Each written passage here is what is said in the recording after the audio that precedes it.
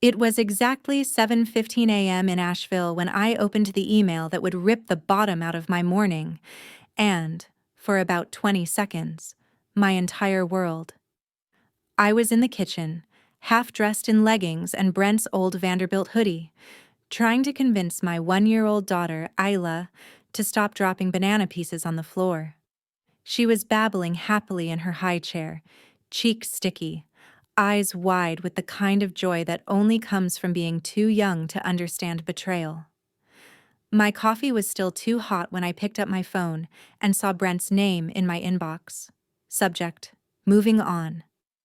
At first, I thought maybe it was spam, or a delayed email about a work move. He was always talking about transferring to Charlotte. But then I opened the message, and everything stopped. There was a single photo attached. Brent. Smiling, shirtless, wrapped around a girl who looked barely legal. She had long platinum hair, manicured hands clutching a wine glass, and that hollow-lipped influencer smile. They were standing on the porch of our mountain house, the same one we'd bought less than a year ago, the one we were supposed to turn into a legacy getaway for our family. Below the image, a message. The house is mine now. Lacey and I have already moved in. My lawyer will be sending the divorce papers. Don't bother fighting it. The deed's in my name. I stared at the words. And then I laughed. Just once, sharp and bitter. Because Brent had no idea what he'd just done. Not really. I took a slow breath and set my coffee down before my hand could do something dramatic, like throw it against the backsplash or hurl my phone into the sink. I looked at Isla, still playing with her food, entirely unaware that her father had just declared war via email. I turned my attention back to the phone and hit reply. Are you sure about that? Better check the paperwork carefully. Then I hit send, blocked his email, blocked his number, and walked over to Isla with a smile. Brent always underestimated me. That was his first mistake. He saw me as the wife who left post-it notes in his briefcase, made farmers market runs every Sunday, and wore soft sweaters that smelled like peppermint and lavender. But what he never really saw, what he chose not to see, was me. The founder of Elowin Botanica. The woman who'd turned a homemade lip balm into a multi-million-dollar company, who'd landed a private label deal with a national co-op chain and negotiated 3 warehousing contracts solo while nursing a newborn. Brent liked to joke at cocktail parties. My wife makes plant potions. She's kind of a wizard with herbs. Everyone laughed. But the truth? That wizard had just bought them a mountain home outright in cash, using her business profits. And now he thought he could take it all, with a girl who probably couldn't spell acquisition. I glanced at the wedding photo on our kitchen wall. Me in lace, him in navy blue. Both of us smiling like we had some kind of secret. Turns out the secret was that one of us was a liar. I walked down the hall to my home office, Isla still babbling on my hip, and booted up my laptop. The files were already prepared, because I had always prepared. The deed was technically in Brent's name. That much was true.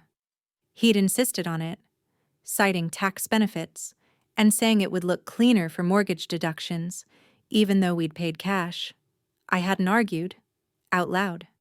Instead, I had my attorney, Sarah, draft an internal purchase agreement that clearly stated my business had purchased the house as a wellness retreat for creative development. Brent had signed it distractedly on a Sunday afternoon, more focused on a football game than the clause about non-transferable ownership. I forwarded the document to Sarah with a note. Looks like he forgot we covered our bases. Let's remind him. Then I opened the app linked to the security cameras I'd installed on the property, another precaution Brent knew nothing about. The screen came to life. There was Lacey, lounging in my hammock.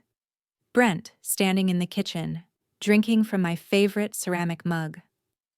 I clicked through the past week's footage. They'd been there for days, maybe longer. Brent must have started bringing her up there during those so-called client retreats he took every other weekend. I watched as they moved through the space like it was theirs, her flinging open my pantry, him tossing his shoes next to the fireplace I'd custom designed. I should have felt sick, but I didn't. I felt focused. He thought this house was the win, that this affair was the scandal. But this was just the tip of the iceberg. He had no idea how deeply I'd protected everything that mattered, how much I'd documented, how quietly I'd built the kind of empire he thought was just a garden. My phone buzzed again. It was Margot, my assistant. "Eden, you need to see this. Check Lacey's Instagram." I opened the link. Dozens of photos. Lacey in my robe, Lacey in my slippers, Lacey in our bed. The caption on her latest post, "Mountain mornings with my man, new beginnings." And there, on her left hand, my grandmother's ring. The same ring Brent had promised would go to Ela on her 18th birthday. I felt the fury bloom behind my ribs like wildfire. She was parading around with my heirlooms, my furniture, my view. But what they didn't know, what they never factored in, was that I keep receipts. Digital, physical, emotional. Every time Brent talked down to me, every time he smiled condescendingly at my spreadsheets, every time he said, "Let me handle the money stuff." This wasn't just about a house anymore. This was about everything. And I was done playing nice. I've always believed people show you who they are early on. You just have to be paying attention. Brent showed me from the beginning, but I was too wrapped up in his charm and polished ambition to notice the cracks forming beneath the surface. We met 6 years ago at a conference in Charleston. I was there as a guest panelist for a sustainability summit. He was attending with his firm, which had just started courting green tech startups. He was tall, magnetic, confident in that effortless Southern-groomed way. And when he asked me to dinner, I didn't hesitate. Back then, Valedictorian Botanica was still operating out of my basement. I had 3 part-time contractors, a single Shopify store, and a garage full of dried herbs and packaging supplies. Brent didn't seem particularly interested in any of it. When I talked about formulas and marketing, his eyes glazed over. "I love that you're passionate," he said once, "but let's be honest, it's a little Etsy, right?" That comment should have been my first red flag, but I filed it away and smiled. I was in love. And Brent? He was safe, stable, and supportive, at least in the way people are when they don't believe what you're building will ever grow big enough to threaten them. After our wedding, Brent encouraged me to scale back the business while we started a family. "You don't want to be shipping boxes while pregnant," he said. But I didn't scale back. I scaled up. I hired 2 full-time operations managers. I launched a subscription box. By the time I was 5 months pregnant, we had licensing deals with 2 boutique hotel chains and a fulfillment contract out of Atlanta. Brent told people he was so proud of me, but I could tell he was mostly confused. He couldn't understand how my little oils and lotions were suddenly being featured in glossy magazines and gift guides next to legacy brands. He never once asked to see my P&L statements, never once realized I kept our finances separate. Intentionally. Our joint account was for groceries, bills, and Isla's college fund. But my business funds? Protected by airtight contracts and run through a holding company he knew nothing about. When I proposed we buy a mountain house as a wellness retreat for personal and brand development, he was immediately on board. But of course, he insisted the deed go in his name. "For tax purposes," he said again. I agreed, out loud. But behind the scenes? I called Sarah, my lawyer. I wasn't stupid. I had a full clause added to the purchase agreement stating the funds came entirely from Valedictorian Botanica and that the home was to be considered a brand development property.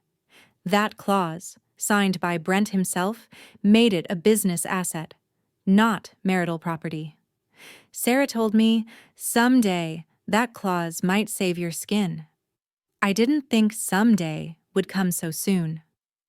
Back in my office, Isla napped upstairs while Margot worked quietly in the living room, fielding calls and flagging anything suspicious that crossed our business emails.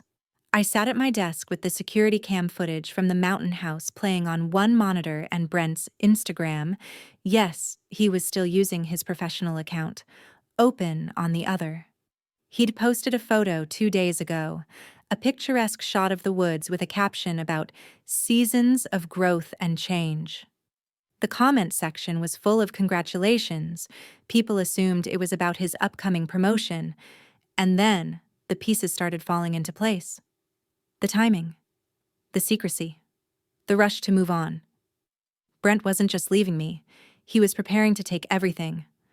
I clicked into my bank app, just to double-check the college fund. Gone. $96,431.72, transferred out yesterday.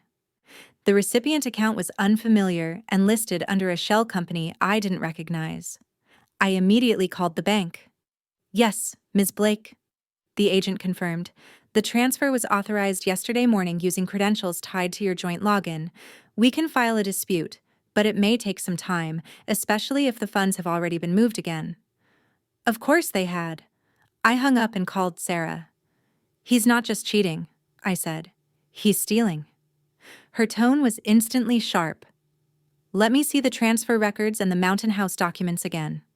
I'll have my associate file a motion to freeze the remaining marital assets within the hour. Good, I said, because I don't think he's done. 10 minutes later, Margot walked in holding her tablet, her expression tight. Found Lacey's private Facebook account, she said. You need to see this. I scrolled through the screenshots. There she was, in my house, in my clothes, drinking my wine, caption after caption, leveling up with a real man. Some women work, smart girls marry money. Once he's CFO, we're unstoppable. And then I saw it. A message thread. Lacey was bragging to her friend about helping Brent get rid of the wife quietly and take what's his. The messages were cruel, gleeful, and so recklessly stupid that for a second, I felt almost calm. Because now, I had what I needed. Not just suspicion. Not just a cold email or Instagram captions. I had a digital trail of intent, a plotted betrayal, a strategic theft, and what looked a whole lot like premeditated financial fraud. You've been gathering all this for months, haven't you? I asked Margot. I had a weird feeling ever since he started working remotely up there every weekend. You were always too busy with Isla and inventory cycles to notice how often he slipped away. She wasn't wrong. I had been busy. With the business, with motherhood, with launching our new product line. I had trusted that Brent, even if detached, wasn't malicious. But clearly he'd seen my distraction as his opportunity. And now? Now it was mine. I turned back to my laptop, pulled up a blank folder and titled it, Leverage. Because that's what this was now. Not grief. Not drama. Strategy. There's something eerie about watching your own life unravel in high definition. I sat in my home office, Isla still asleep upstairs, while the security camera footage from the mountain house rolled silently across my screen. In the living room feed, Brent and Lacey were dancing, literally dancing, with glasses of wine, like they'd just closed on a beach villa and not hijacked a life someone else built. I muted the video. I'd seen enough. Instead, I pulled up our banking records again. I needed to understand how deep the damage went. The joint account Brent had drained wasn't just for everyday expenses. It was where I'd deposited Isla's college fund, gifts from my parents, and quarterly bonuses I allocated for future family planning. I'd set it up to grow quietly over time, with regular deposits. Now it was empty. The latest transfer was for just under $100,000. Labeled LLK Holdings, I called Sarah again. Offshore shell, she said almost immediately. I've seen that name before. Brent is laundering it. I closed my eyes. How far can he go with it? Depends on how quickly we act, she replied. If we can prove intent to defraud and tie it to marital theft, we can freeze those accounts. But I need everything. Emails, transfers, statements, anything that links this movement of funds to his larger plan. I didn't hesitate. I dumped all relevant files into a secure folder titled BRB Downfall and sent it to Sarah within minutes. I knew I had to stay ahead of him. Brent wasn't clever. He was arrogant, and arrogance makes people sloppy. Right on cue, Margot buzzed in from the living room. Eden, we've got more. She walked into my office with a file of screenshots from Lacey's private messages. One of her friends had anonymously forwarded them after seeing the Facebook post with Brent. These weren't just snide remarks or tone-deaf bragging anymore. These were confessions. She doesn't even know. He's pulling money out slowly, keeping her distracted with the baby and her little business. His lawyer said as long as the house is in his name, she can't touch it. We'll make her sign whatever we need once she realizes she can't fight it. My blood ran cold. I wasn't just dealing with betrayal anymore. I was dealing with premeditated financial theft. Worse, Brent was clearly being advised by someone who didn't know I had my own legal team, my own business accounts, and my own network of professionals watching his every move. I clicked through the rest of the screenshots. Lacey had been referring to a promotion Brent was up for. Chief Financial Officer. It clicked instantly. Brent wasn't just leaving me. He was repositioning himself. He wanted a clean financial slate. No wife. No legal ties to my earnings. No liability for the shady things he'd been planning behind my back. And Lacey? Not just some clueless side piece. She was the daughter of Brent's boss. I opened the Mountain House cameras again. It was the middle of the day, and the house was alive with movement. Brent's SUV was in the driveway. Lacey was walking around in workout clothes, carrying a box labeled Pantry, Hours, as if she'd ever stocked a pantry in her life. I clicked into the home office camera, the same room where Brent and I had picked nursery paint colors and streamed baby monitors. Now he was in my chair, digging through files, not paper ones, digital. I flipped open my network monitor panel. Sure enough, an attempted login from a known device, Brent's work laptop. He was trying to access one of my secure folders. Rachel, I called out to our IT lead, who was on standby. Confirm the source. She popped up on screen via Zoom. Yep, it's Brent. He's trying to log into your client platform, likely looking for vendor agreements or IP folders. He won't find them, I said, but let him keep trying, just keep tracking. On it. My phone buzzed again. An unknown number. I hit speaker. You think you're clever? Brent's voice snapped across the room. Hi to you too, I replied, calm as ice. Check your business email. My lawyers have filed an emergency petition. You'll need to relinquish account control until we determine how much of your company was built with my resources. I blinked slowly. You're serious. Dead serious. You don't get to play the victim here, Eden. I made you. You wouldn't have half the contacts you do without me. I muted the call and looked at Margot. Get me every early-stage vendor agreement and copy of my business registrations. I want timestamps, invoices, and my original funding trail. Then I turned to Sarah. Can you file a motion to block his petition before it reaches a judge? I already did, she replied, not missing a beat. Also, take a look at this. She slid her laptop toward me. On screen, an email from Brent to a friend, dated 2 years ago. She won't even take my advice on packaging or cost cuts. Says she knows better. Can you believe her company's worth more than my salary now? Total ego trip. I smiled. He'd basically just admitted that he had no involvement, no investment, no participation. I unmuted the phone. Brent, I just sent something to your attorney. It's an archived email, yours. I suggest you review it before you push forward with this whole "I made you" nonsense. He hesitated. What email? Oh, just something that proves you've been bitter about my success for years, and while you're at it, might want to check with your boss before proceeding. Silence. Then a click. Sarah was still typing when Rachel jumped back on Zoom. Eden. Major update. I traced the account that LLK Holdings is using. It's offshore. But it's tied to a network that Brent's firm uses to process international executive bonuses. My jaw tightened. So he's not just stealing, he's laundering it through his promotion. It gets worse, Rachel continued. The merger Brent has been working on, it involves one of your biggest competitors.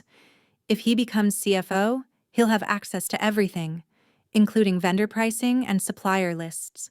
He's positioning himself to sabotage you. That's when I felt it.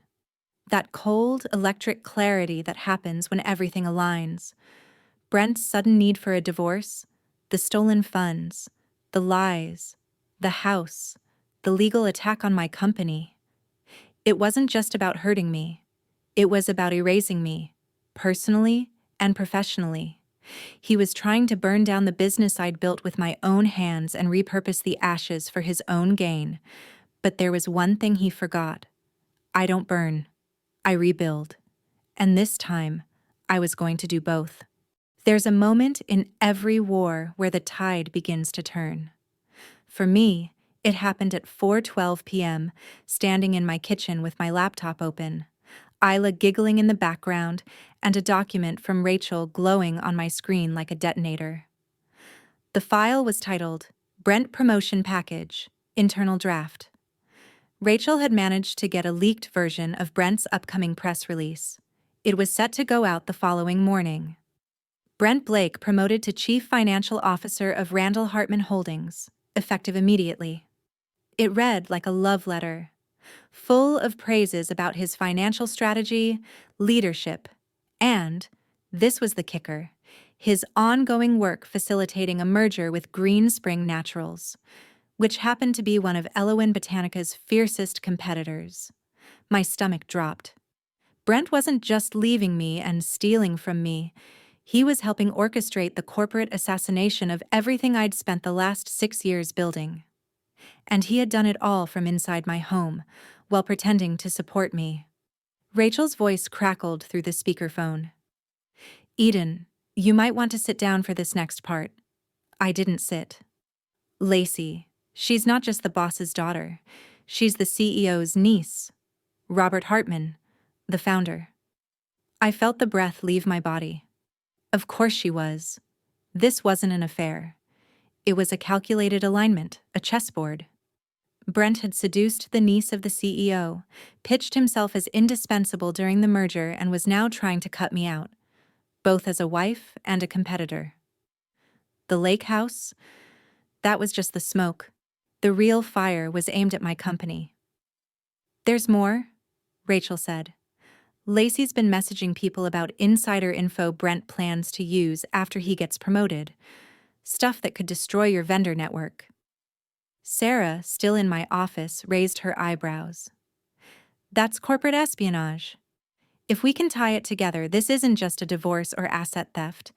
It's criminal. Let's tie it, I said, rising from my seat. We worked late into the night. I barely remembered putting Isla to bed, but I remember every file, every email, every voice memo Brent had ever carelessly left on shared cloud folders. I pulled contracts, time-stamped invoices, Slack messages from vendor partners. Then, just before midnight, Rachel uploaded a folder labeled Mountain Evidence. Inside, footage from the house's interior mic-enabled security cams. I clicked the clip from earlier that day. Brent, Lacey, and Robert Hartman were standing in my living room, champagne flutes in hand. To the future CFO, Robert toasted, lifting his glass. To Lacey, Brent added, kissing her cheek. The real MVP. And to the plan, she said with a laugh. Eden has no idea what's coming. Then Brent chimed in. Tomorrow, the board announces the promotion. By next week, we'll have access to her company's accounts under the emergency audit. Within a month, Elowin Botanica will be worthless. I froze the frame. Sarah was already typing. We need to draft a formal report for the board of directors. With this video, the emails, the attempted server breaches, this isn't just blackmail. It's enough to fire Brent, remove Hartman, and expose them both. Add one more thing, I said quietly. I stood up and walked to my safe. Inside was a flash drive I'd labeled Insurance Brent nearly a year ago. I never thought I'd need it, but Brent always loved to brag when he drank, and I always recorded it. For reference, I used to tell myself. On that drive was a file, a financial spreadsheet detailing Randall Hartman Holdings' internal bonus structure, and Brent's misuse of expense reimbursements. I'd found it while organizing our home office one night months ago. When I asked about it, Brent said it was just a draft. I knew better. I made a copy, encrypted it, and locked it away.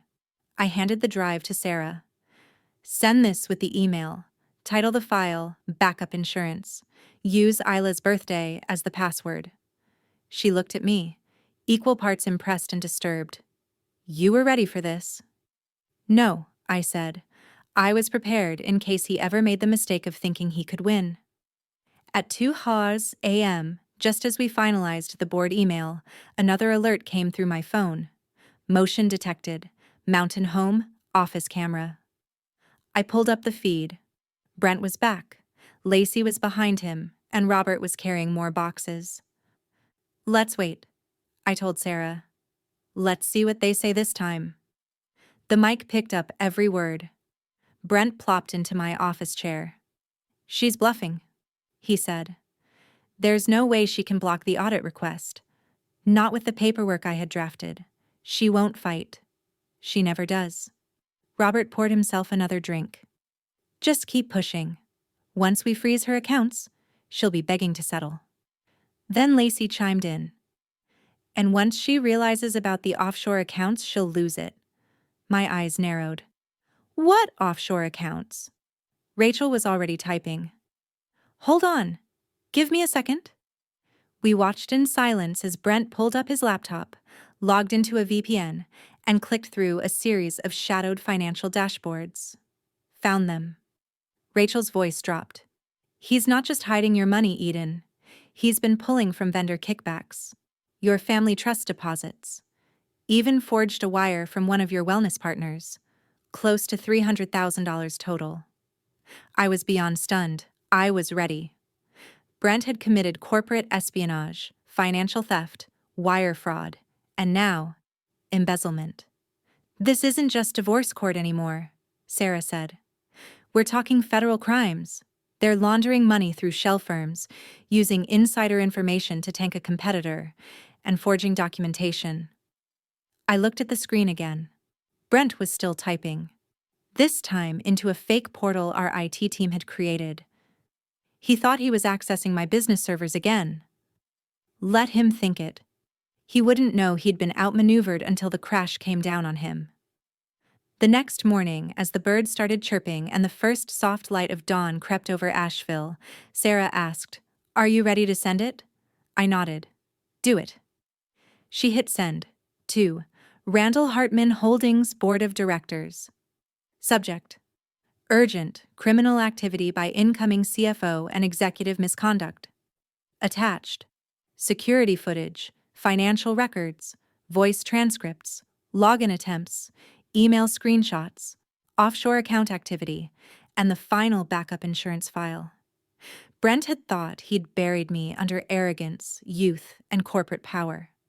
What he didn't realize was, I was the earthquake. You'd think a takedown of this scale would feel chaotic. But when the email went out at 6:17 a.m., everything was calm. I sat at the kitchen island with my second cup of coffee, Isla happily smashing blueberries into her cereal, while my lawyers Sarah and assistant Margot were already logged in, watching the digital trail detonate in real time. We didn't have to wait long. At 6:42 a.m., Brent's work phone buzzed in the Mountain House security feed. I pulled up the live camera footage. There he was, half-dressed, sipping espresso like he hadn't just walked into a buzzsaw. Lacey appeared in the frame, stretching in my robe, and curling up beside him with a laptop. That's when his phone rang. It didn't even take 30 seconds. His face fell. "Emergency meeting?" He repeated into the phone, eyes narrowing. "Who sent what?" Lacey glanced up. "What's going on?" Brent ignored her, typing furiously on his laptop. His face changed again, this time to pure panic. He stood up fast, knocking over his coffee. "She knew," he muttered. "She knew I tried to access her servers." "Wait, what?" Lacey sat up. "What do you mean?" "I think Eden set me up," he snapped. "She had access to everything. The cameras, the email servers, even the lake house footage. She's probably been watching for weeks." Lacey's phone buzzed next, then again, and again. Dozens of notifications lighting up her screen like a strobe light. I already knew what they were. At 6:35, someone, I'll never admit who, had anonymously forwarded screenshots of Lacey's private Facebook messages to every board member at Randall Hartman Holdings. Messages where she bragged about seducing Brent, helping break the wife, and using her uncle's position to fast-track a CFO appointment. The board now had it all. Brent's attempt to sabotage my company, Lacey's role in it, Robert Hartman's complicity, and the financial records tracing the offshore accounts. Brent's world was caving in, minute by minute. Margot, watching from her own laptop, smirked. "Check the porch feed." I flipped to another angle, police cars, 2 of them, lights flashing. Sarah straightened in her seat. Looks like the board escalated quickly. Through the camera, we watched as Brent stormed to the door, trying to talk his way out of it. Robert Hartman was now awake too, pacing in the background on a call, voice raised and frantic. "Lacey?" She was crying, mascara running, robe clutched around her shoulders, eyes wide with the realization that her fairy tale was turning into a criminal investigation. Then the audio picked up Robert shouting into his phone, "I don't care what evidence they have. She's a skincare influencer, not a threat." I nearly laughed. Not a threat?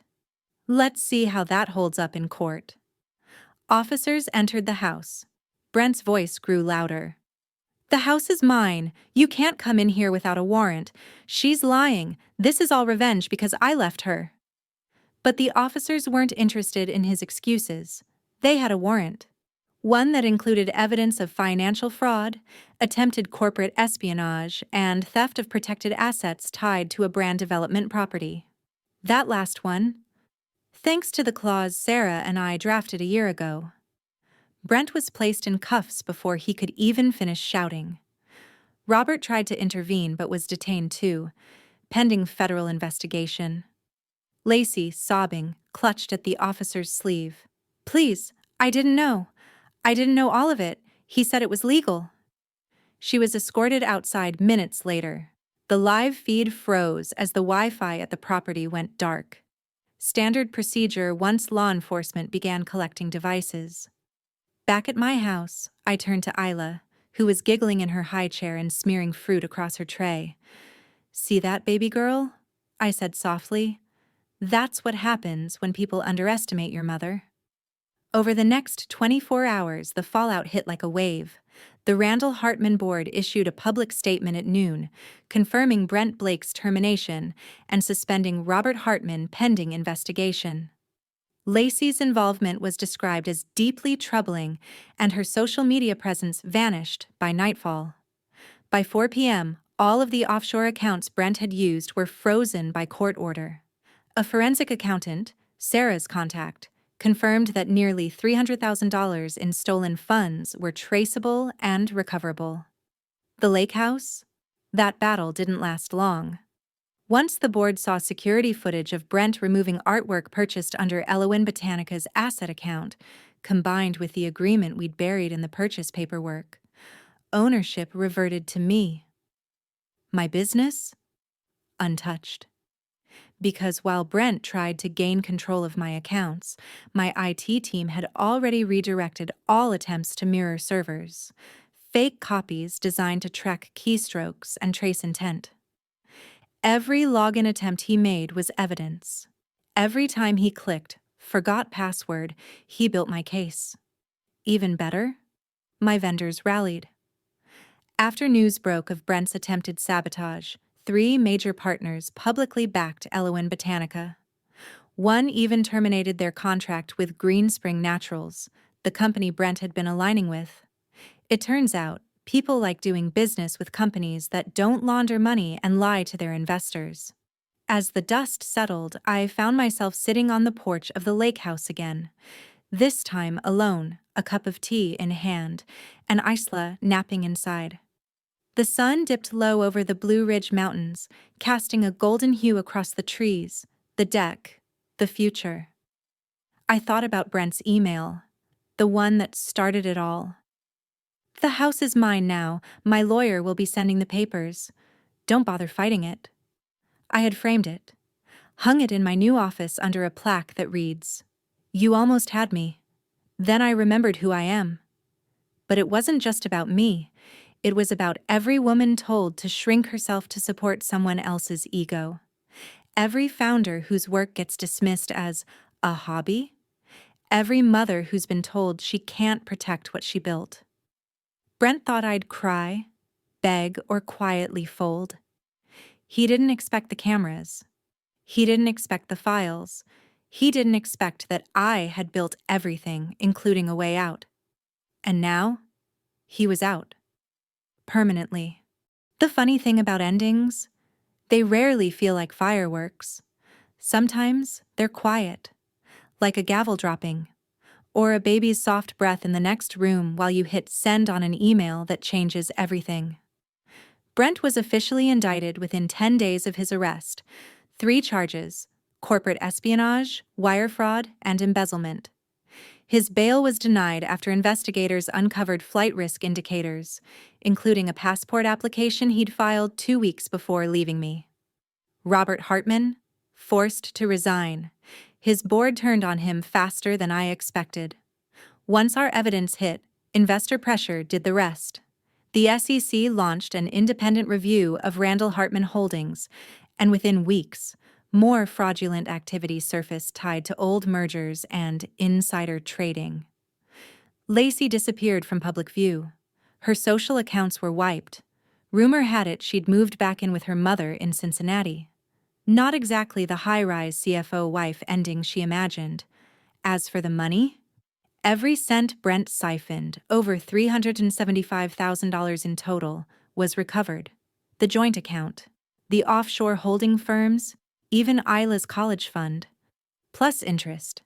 But it wasn't about the money anymore. It was about what I reclaimed. The lake house, now 100% in my name, became my sanctuary. The rooms that once held betrayal now held blueprints for my company's expansion. Where Brent and Lacey toasted champagne, I held meetings with ethical investors. Where he tried to steal documents, I now stored supplier contracts for Elowen Botanica's global rebrand, that cute little skincare shop, as Brent used to call it, now partnered with 4 wellness resorts, featured in 2 national beauty campaigns, and launching in Canada next spring. We doubled revenue, tripled reach, and never compromised our mission. Because people noticed. The scandal made headlines, not for the drama, but for the outcome. A woman-owned, sustainability-focused brand stood its ground against corporate sabotage and didn't just survive, it flourished. I kept the framed email, the one Brent sent me that morning with the smug subject line, "Moving on." It hangs in my office, right above my product development desk, not as a reminder of pain, but of power. Because that wasn't the moment I lost everything. It was the moment I realized I could lose everything and still win. 1 year later, on a crisp spring morning almost identical to the one when it all began, I took Isla to the lake house for the weekend. She was 2 now, talkative, fearless. She wore a sun hat too big for her head and ran through the backyard barefoot, chasing butterflies with the kind of joy only toddlers understand. I watched her from the porch, a cup of tea in one hand and a file in the other. Inside that file were papers I'd never thought I'd sign, an offer to acquire Greenspring Naturals, the very company Brent had tried to use against me. After the scandal, their board cleaned house. Ethics investigations took down half their leadership team. Their market share shrank. And when they finally asked to meet, I made them come to my house. They thought I wanted control. I didn't. I wanted integration. A full merger under Elowen Botanica's core mission: sustainability, transparency, and ethical labor. No more games, no more legacy arrogance, just a better future. I signed the first agreement while Isla giggled in the grass. People sometimes ask me how I didn't fall apart. The truth? I did. Just not in the way Brent expected. I cried in the shower, screamed into pillows. Had nights where I stared at the ceiling, wondering how someone I loved could so carefully plan my destruction. But then I remembered. I built this life before him, and I could build it again, better. Brent mistook my compassion for weakness, my calm for ignorance. He thought my success was luck, or worse, his doing. But now, he can sit behind bars and watch my press releases from a jailhouse screen. I get messages now from women, small business owners, new moms, founders in their 40s, who say, "Your story helped me leave." Or, "You reminded me I'm allowed to protect what I built." And I always write back, "You're not just allowed, you're obligated. You don't owe anyone your silence. Not your partner, not your boss, not your family. If they try to take what's yours, fight smart, fight quiet, and let the facts burn louder than your voice ever could." The lake house isn't haunted anymore. It's healed. The bedroom where Lacey once posted selfies in my robe is now Isla's reading nook, lined with floor pillows and fairy lights. The kitchen where Brent bragged about his promotion is now where I test new formulas for our summer product line. And the home office? Still mine. Always was. Except now, the chair is filled by a woman who knows she'll never have to prove her worth again, because she already did. To herself, to the world, to the daughter who will grow up learning that power isn't just something you inherit, it's something you protect, fiercely and unapologetically. So if you're watching this and wondering if you'll ever get back what someone took from you, you will. And then some. They tried to burn my name into the ashes, but I built a legacy out of the flames.